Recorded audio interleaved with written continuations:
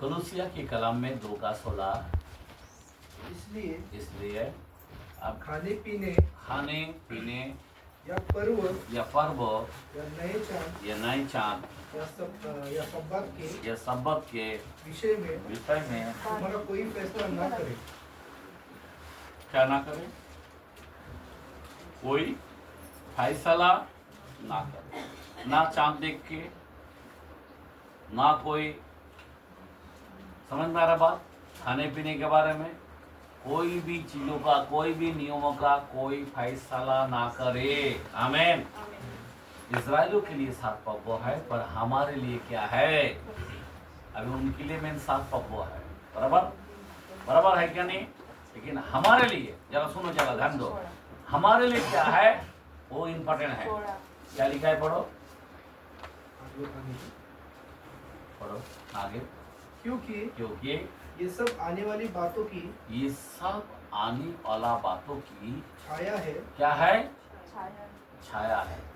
अब सोच सकते हैं आने वाला बातों की छाया है, पर मूल वस्तुएं मसीह की है। जो जूना करार क्या है? छाया है। और नवा करार क्या है? मूल है। अब समझे बात मेरा कहने क्या है? मूल है। आमीन। तो नवा करार यीशु मसीह जो है ना, वो मूल है। तो आने वाला बातों की छाया क्या है? ये चांद देखना, त्योहार बनाना, खाना पकाना, ये करना, वो करना, ये सब क्या है? छाया है। आमीन। और उनके विषय में हम कोई फैसला ना करें, बराबर ना? हम लोग को क्या करना चाहिए? मेन मसीह है, तो हम लोग को यीशु हमारा मेन है। आमीन। क्या है मेन? यीशु। ये पूरा बाइबल जो है किसके बारे में बात कर रहा है? यीशु के बारे में। अब्राहम ने किसके बारे में बात किया? वचन मालूम है? अब्राहम किसके बारे में बात किया?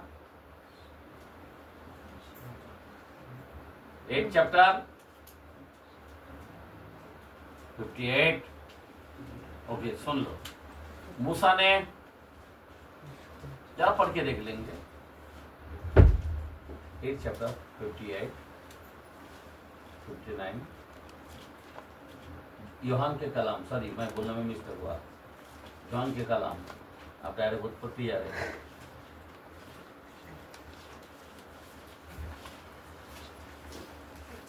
हाँ,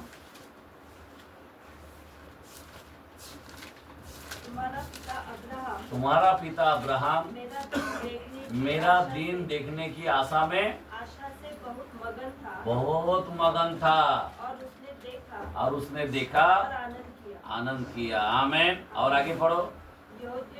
यहूदियों ने उससे कहा, अब तक तेरा 50 साल भी नहीं हुआ, तू तो अभी 33 साल हुआ है। हाँ, फिर भी अब्राहम को देखा है।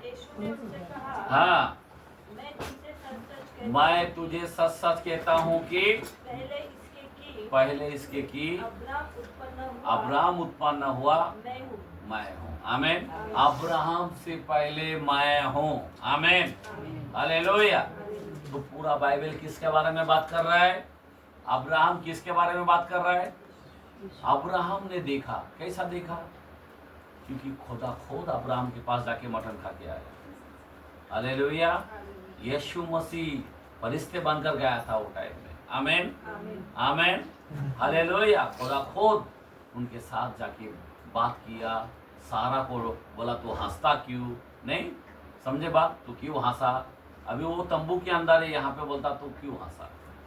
बाहर कैसा खुदा बोल सकता है? नहीं, मतलब सब कुछ जानता है ना खुदा, इसीलिए बोला तू हंसा क्यों? तो बोलने की मतलब ये है कि अब्राहम से पहले मैं हूँ। आमीन। तो पूरा बाइबल देखो, अब्राहम किसके बारे में बात कर रहा है? यीशु मसीह उन जमाने में यहूदी लोगों को बोलने लगा, मैं उससे पहले मैं हूँ। आमीन। हालेलुया। और यूहन्ना के कलाम में 5:46 के अंदर भी लिखा है। 5:46, 5 चैप्टर 46। क्योंकि यदि तुम मूसा का विश्वास करते तो मेरा भी विश्वास करो इसलिए कि उसने मेरे विषय में लिखा है। मेरे विषय में लिखा है। किसके बारे में? हाँ, आगे पढ़ो। परंतु यदि तुम उसकी लिखी हुई बातों पर विश्वास नहीं करते, हाँ, तो मेरी बातों पर कैसे विश्वास करोगे? आमीन। अभी मूसा ने 5 किताब को लिखा है, ध्यान देना, उत्पत्ति से लेकर। आमीन। अब सोच सकते हो 5 किताब लिखा, और वो 5 किताब यहाँ पे यीशु मसीह खुद बोलता कि मूसा का जो किताब है वो मेरे बारे में लिखा है। आमीन। अब समझ में आ रहा बात? दुनिया में एक चीजों को ऊपर ध्यान देना, वो है यीशु मसीह। उसके अलावा कभी किसी के सामने घुटना नहीं टेकने का। समझे बात? उसके अलावा किसी के सामने नमन नहीं करने का। यीशु मसीह जो है वो इस संसार में मरियम के द्वारा आया। कैसा आया? मरियम के द्वारा। किसके द्वारा आया? मरियम के द्वारा। आमीन। यीशु मसीह पवित्र आत्मा के द्वारा आया। हालेलुया। समझे बात? लेकिन यीशु मसीह कौन है? जग बनाने वाला, मरियम को भी बनाने वाला। आमीन। हालेलुया। वो बेटा बनकर आया। वो शेर है पर वो मेमना बन गया। समझे बात? हालेलुया। क्योंकि प्रायश्चित होने के लिए, लहू बहाने के लिए वो मेमना बन गया। आगे हम दूसरा कलाम का और एक देखते हैं। अभी जब्बूर की किताब देखते हैं, मतलब भजन संहिता 24 का 44 लूक के कलाम में लूक चैप्टर 44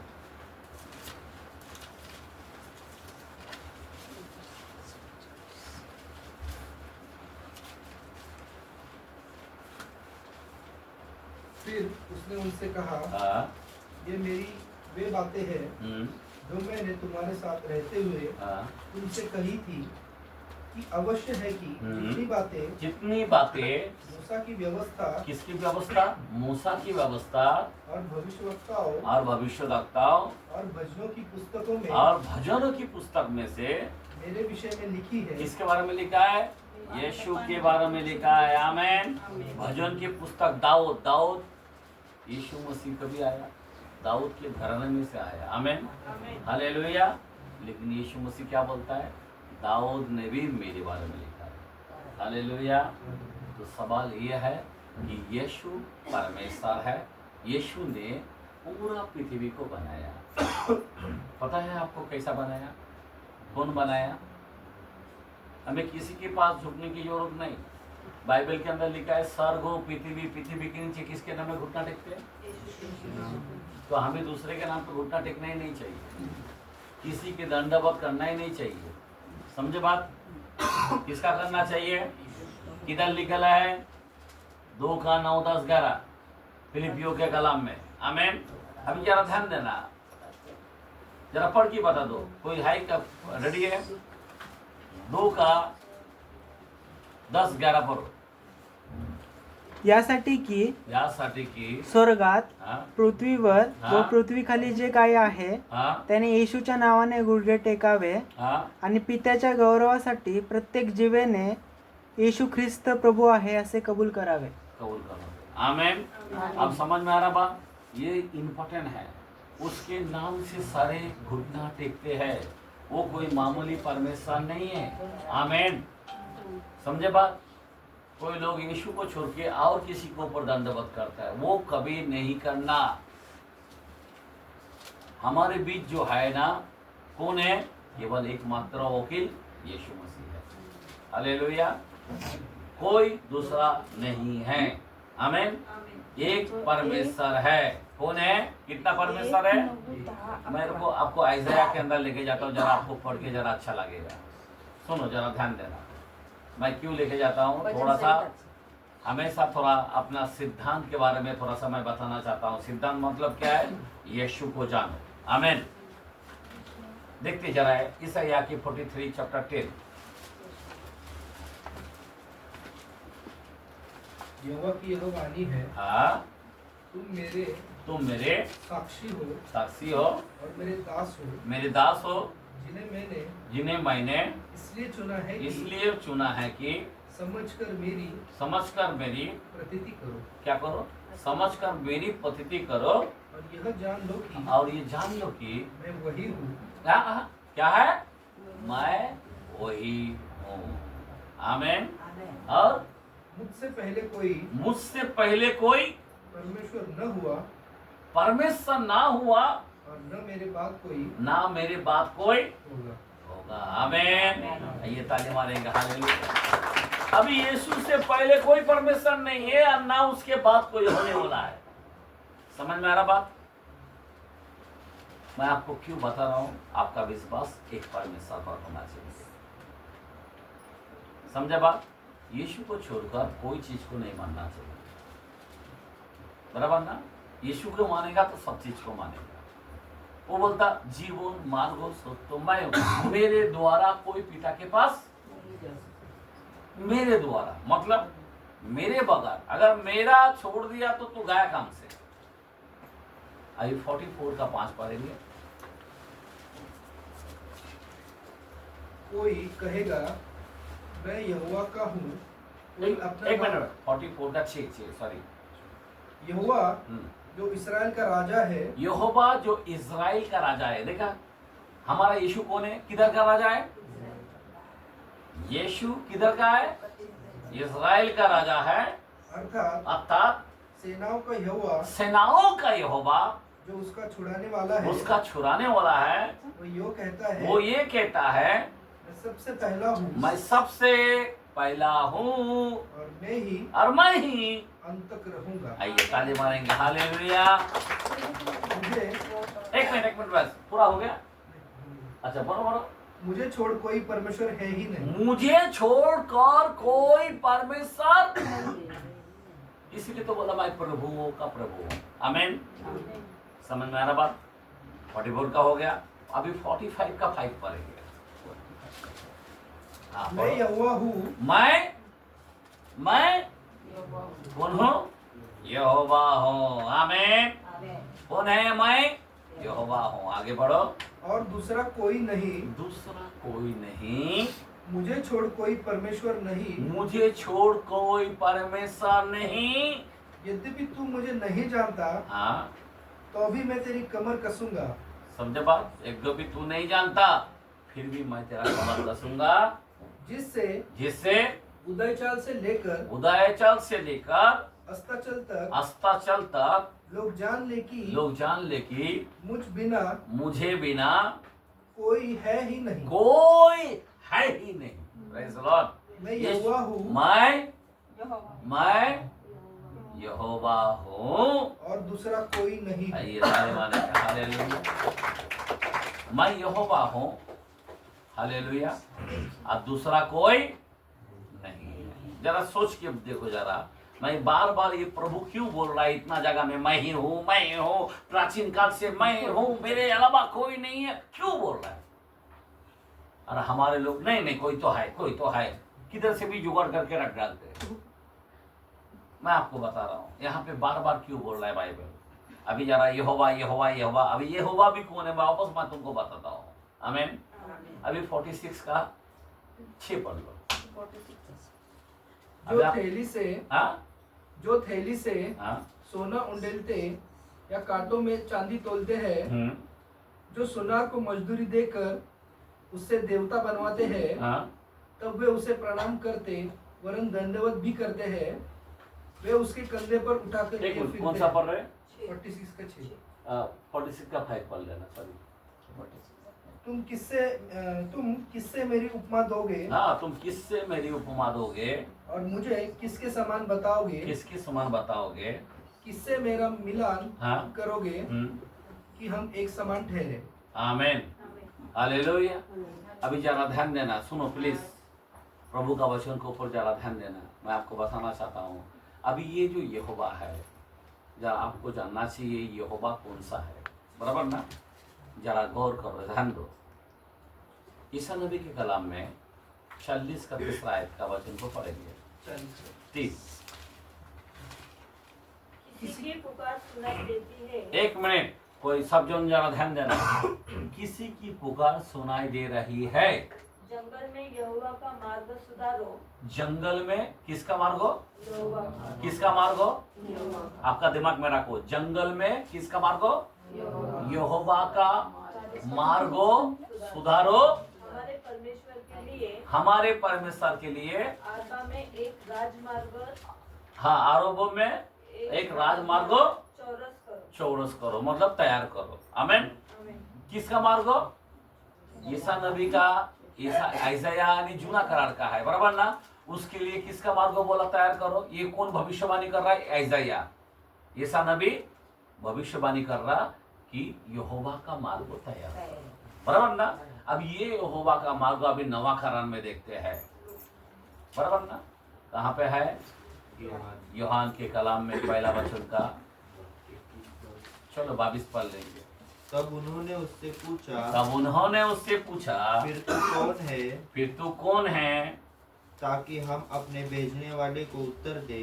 भेजने वाला को उत्तर दे। तू अपने विषय में क्या कहता है? तो अपने विषय में क्या कहता है? किसको पूछ रहा है? यहूदी लोग किसको पूछ रहा है? यूहन्ना द बैप्टिस्मा को पूछ रहा है, बराबर? हाँ, आगे बढ़ो। उसने कहा जैसा यशायाह भविष्यद्वक्ता ने कहा है। अभी जैसा यशायाह भविष्यद्वक्ता ने कहा है, मैं जंगल में एक पुकारने वाले का शब्द हूँ कि तुम प्रभु का मार्ग सीधा करो। मतलब वहाँ पे यहोवा बोला है, यहाँ पे क्या बोला है? प्रभु का मार्ग। तो यूहन्ना बपतिस्मा किसका मार्ग तैयार करने को आया था? यीशु। बराबर ना? तो वहां पे यहोवा बोला है, तो वही यहोवा यशुआ बनकर आया। आमीन। समझ में आ रहा बात? या का मतलब क्या है? या का मतलब है यहोवा, शुआ का मतलब है उद्धारकर्ता। आमीन। यहोवा उद्धारकर्ता मतलब यशुआ। आमीन। या उसमें या में यहोवा आ गया। अशुआ का मतलब है उद्धारकर्ता, मतलब यीशु मसीह है। वहां पे भी टोटल यहोवा के अंदर उद्धारकर्ता आ गया। आमीन। समझ में आ रहा बात? तो वही यहोवा परमेश्वर इस संसार में हमारे बीच आया। अभी ये यूहन्ना बपतिस्मा को बोला, क्या बोला? तू है कौन? कोई भविष्यवक्ता है? कोई नबी है क्या? तू ये है क्या? तो वो है क्या? लेकिन वो बोला, मैं ईसाया ने जो बोला जंगल में पुकारने वाला मैं वो हूँ। आमीन। बोला आमीन, हालेलुया। तो बोलने की मतलब यही है कि हम लोगों को जानना चाहिए यहोवा परमेश्वर। ध्यान देना। अभी इस विषय में आप पक्का है क्या नहीं है? कितना लोग पक्के हैं कि यीशु को छोड़कर मैं दंडवत नहीं करूंगा? हाथ उठाओ। आमीन, हालेलुया। सभी लोग हैं पक्का ना? आमीन। नहीं तो बोलो और मैं वचन देना चाहता हूँ। अभी सुन के लो मेरे भाई और मेरे बहन, अभी आखिरी समय, अभी हमारे लिए 1000 साल का जीवन हमको खुदा देने वाला है। कितना साल? 1000 साल, बराबर ना? अभी जरा ध्यान दो, पगड़ीकरण के कलाम और उसका 20 का हम 1 से 7 तक पढ़ते हैं और यहाँ पे हम बंद करेंगे। सुनो। फिर मैंने एक स्वर्गदूत को स्वर्ग से उतरते देखा, जिसके हाथ में अथाह कुंड की कुंजी। एक मिनट, जिसके हाथ में क्या था? अथाह कुंड की चाबी। समझ में आ रहा बात? कौन सा चाबी? अथाह कुंड की चाबी। आमीन, हालेलुया। वो एक चाबी दिया अथाह कुंड, जहाँ पे कौन रहता है? सारे दुष्ट आत्मा रहता है। ध्यान देना। हाँ, आगे बढ़ो। और एक बड़ी जंजीर थी, एक हाथ में जंजीर और एक हाथ में अथाह कुंड की चाबी। आगे बढ़ो। उसने उस अजगर अर्थात पुराने सांप को। हाँ, अभी अजगर बोलो तो कौन सा है? पुराना सांप। याद रखना, सुनो, ध्यान देना। अजगर बोलो तो पुराना सांप, जो हमारे माँ के सामने भड़काऊगिरी किया था। और जैसा सांप को स्थापित किया, तो सांप के जो जितने भी वन पशु यानी उनका बनने पशु था, वो सांप शापित हो गया। जो बात करने वाला व्यक्ति था, सब मुंह का सबका बंद हो गया। आमीन, हालेलुया। आगे बढ़ो। जो इब्लिस और शैतान है, पकड़ के 1000 वर्ष के लिए बांध दिया। सुना बात? पकड़ के 1000 बरस के लिए क्या करेगा? बंद करेगा। जब तक वो 1000 बरस के लिए उसको बंद नहीं करेगा तो तब तक हमको राज्य नहीं मिलेगा। अभी वो छुड़ा हुआ है, समझे बात? अभी वो काम कर रहा है कि नहीं कर रहा है? हर एक के घर में काम कर रहा है, काम पे भी जाएगा उधर काम कर रहा है, बाहर भी जाएगा काम कर रहा है। वो किसी की घर में काम कर रहा है और किसी के जीवन में काम कर रहा है। एक दुष्ट आत्मा के द्वारा से काम कर रहा है। शैतान कैसा काम करता है? 1 मिनट के अंदर शैतान आ जाता है। आप सोच सकते हो पतरस, जरा ध्यान देना, सुनो, प्रभु का शिष्य था, मेन शिष्य था, बराबर ना? मेन शिष्य था ना? अभी वो शिष्यों के अंदर जब प्रभु के साथ चल रहा था उतने में शैतान उसके अंग पे आ गया। किसके अंग पे आ गया? आप सोच सकते हो, प्रभु के साथ लेके भी उसके अंग पे आ गया। प्रभु ने बोला, ए शैतान चल निकल। क्या बोला? चल निकल। क्योंकि प्रभु को ललीगुड़ी मारा था। क्या कर रहा था? बोला, नहीं नहीं प्रभु, तू क्यों क्रूस पर जाएगा, तू क्यों दुख उठाएगा? प्रभु ने समझ लिया इसके अंदर दुष्ट आत्मा, क्यों प्रभु को दिखता है ना कौन किसके अंदर क्या घुसेला है। आमीन, समझ में आ रहा बात? तो इसीलिए मैं आपको बताना चाहता हूँ, आज जो है वो दुष्ट आत्मा इतना काम करता है। अभी 1 मिनट में किसके अंग पे अचानक आ जाता है, उसका दिमाग गर्म हो जाता है, घर के बात निकाल डालता है, या कोई और लड़ने लगता है। एक बात बता रहा हूं मैं, ये कौन है इसके अंदर? आपको कभी सोचा है कि मेरे अंदर दुष्ट आत्मा काम कर रहा है? कभी नहीं सोचता, लेकिन आपके अंदर शैतानी काम कर रहा है, बराबर ना? क्योंकि प्रभु कभी ऐसा काम नहीं करता। प्रभु करता है हमारे अंदर 2 चीज कार्य करेगा, एक ही प्रभु रहेगा, नहीं तो शैतान रहेगा। क्या बोल रहा हूं मैं? एक प्रभु रहेगा, नहीं तो शैतान रहेगा। और बाइबल बोलता है जितने भी भलाई की बातें हैं वो प्रभु की ओर से होती है, और जितने भी बुराई की बातें हैं किसकी ओर से होती है? एक भी बुराई प्रभु के तुमसे नहीं आता है, किसकी ओर से आता है? तो तुम और हमको जरा कंट्रोल करना चाहिए। क्या करना चाहिए? इसीलिए बाइबल में बोला शैतान का दांत तुम पर ना चले। क्या बोला है? शैतान को जगह नहीं देना चाहिए, बराबर ना? मैं क्यों बताना चाहता हूं? क्योंकि यहाँ पे जो है यह अथाह कुंड के अंदर यह 1000 साल शैतान को क्या करेगा? उसको बांध देगा। क्यों? क्योंकि तुम्हारे हमारे जीवन में वो शैतान बहुत काम करेगा। अभी ध्यान देना, जब तक उसको बांधेगा नहीं, वो दूत आकर वो जंजीर में बांध के नहीं रखेगा, तब तक हमको 1000 साल अच्छा तरह से नहीं जी पाएंगे। इसीलिए एकदम से वो खुदा का दूत को भेजेगा, हम लोगों को 1000 साल में किसी की एक भी आंसू नहीं बहेगा। आज हम प्रार्थना कर रहे दुख से, किसी का आंसू टपकते हुए देख रहे, हो रहा कि नहीं? लेकिन उस समय एक भी आंसू नहीं टपकेगा, इतना हैप्पी रहेगा। आप समझे बात? क्योंकि हमेशा के लिए बाइबल 21:4 में बोलता है, पगड़ीकरण के अंदर एक जरा पढ़ के जरा देखते हैं, वहां पे 20 पढ़ा ना,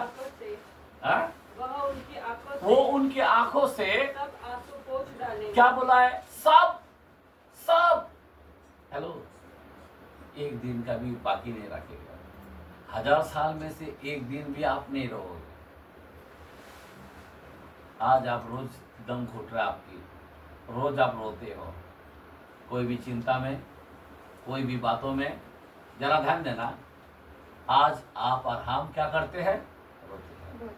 लेकिन बाइबल कहता है उन 1000 साल जो आपको देगा उसमें एक बूंद भी आप नहीं रहोगे। और आगे सबसे पहले तुमको आंसू पहुंच डालेगा, और इसके बाद मृत्यु न रहेगी। क्या बोला है? मृत्यु। न रहेगी। यहाँ पे जग के अंदर मृत्यु दिख रहा है ना, ये मर गया, कल अच्छा चल रहा था बेचारा मर गया, रास्ते में जाते जाते एक्सीडेंट होके मर गया, नहीं उसको भूत पकड़ा फांसी लेके मर गया, बराबर ना? ऐसा देख रहा है कि नहीं देख रहा है? हाँ? अचानक कोमा में गया मर गया, अचानक बीमारी आया मर गया, अचानक हार्ट अटैक हुआ मर गया, बराबर ना? ये मृत्यु हम लोग कभी नहीं देखेंगे इन 1000 साल में। समझ में आ रहा बात? इसलिए यीशु को कितना अच्छा पकड़ना चाहिए, यीशु के लिए कैसा आपको जीना चाहिए, बराबर है कि नहीं है? यीशु मसीह आपको 1000 साल देना चाहता है। ये बादलों में लेके जाने का मतलब क्या है, मैं वो बता रहा हूं आपको। अभी रैप्चर के बारे में सुना, रैप्चर उठाया जाना, उठा के जाने के बाद क्या करोगे? तो 1000 साल देना चाहता है। क्या देना चाहता है? 1000 साल। जरा सोचने की बात है। एक तो पहला मृत्यु ही नहीं रहेगा, उससे पहले बोला आंसू पहला पहुंच डालेगा। सबसे पहला प्रभु हमसे कितना प्यार करेगा। किसी की आंख को अगर छूता है तो क्या कितना अच्छा लगता है, हा? कोई बोलता आंसू ऐसा पहुंच के बोलता तू चिंता मत कर माया, मेरा यीशु वो समय आपका सारा आंसू को बहुत डालेगा। आज से तो कभी नहीं रोएगा। आमीन। क्या प्यार देगा आपको पता है? आज अगर कोई आदमी आपको औरत को बोलेगा या औरत आदमी को बोलेगा चिंता मत कर मैं तेरे साथ हूँ, वापस रुका देगा, कुछ ना कुछ बात के अंदर वापस खटकेगा। लेकिन यीशु ऐसा कभी नहीं करेगा। यीशु आपको कभी धोखा नहीं देगा। आमीन। एक बार कह दिया कभी नहीं रोएगा तो कभी नहीं रोएगा। आमीन। हालेलुया। ओके। दूसरा है मृत्यु। आमीन। पहला आंसू, दूसरा मृत्यु, और आगे और न शोक। ना शोक। शोक का मतलब क्या है? शोक का मतलब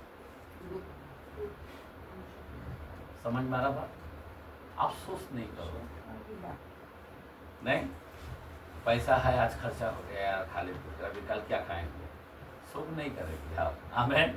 कभी खर्चा, हेलो, हाँ, गाड़ी चलाया आराम लगेगा, उसके बाद बोलेगा यार पेट्रोल खत्म हो गया, हाँ? ऐसा हो जाता है। इतना पेट्रोल बड़ा चला गया, हाँ, वापस हाथ लगाने हो जाएगा तो पैसा कम दिखेगा, तो शौक होता है ना। हाँ? कोई लोगों को शौक होता है, अरे डॉक्टर ने इतना खा लिया, इतना पैसा, फिर भी ठीक नहीं हुआ, शौक होता है, बराबर ना? इतना दवा खाने में चला गया, वो शौक कभी नहीं होता। आमीन। हालेलुया। अच्छा खाना खाया फिर भी पेट में गड़बड़ी आ गई, कितना अफसोस है, शौक कितना है। आमीन। हर बात के अंदर इंसान क्या करता है? शौक करता है, बराबर ना? वहां पे ऐसा नहीं होने वाला है, ध्यान देना। वो जो 1000 साल जो आपको मिलने वाला है उसमें कोई शोक नहीं, हेलो, न विलाप और ना बिलाप। बिलाप का मतलब हाँ? मिलाप नहीं, बिलाप।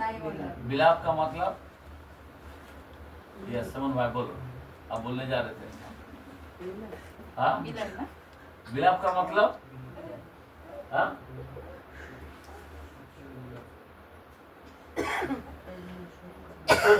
बिलाप का मतलब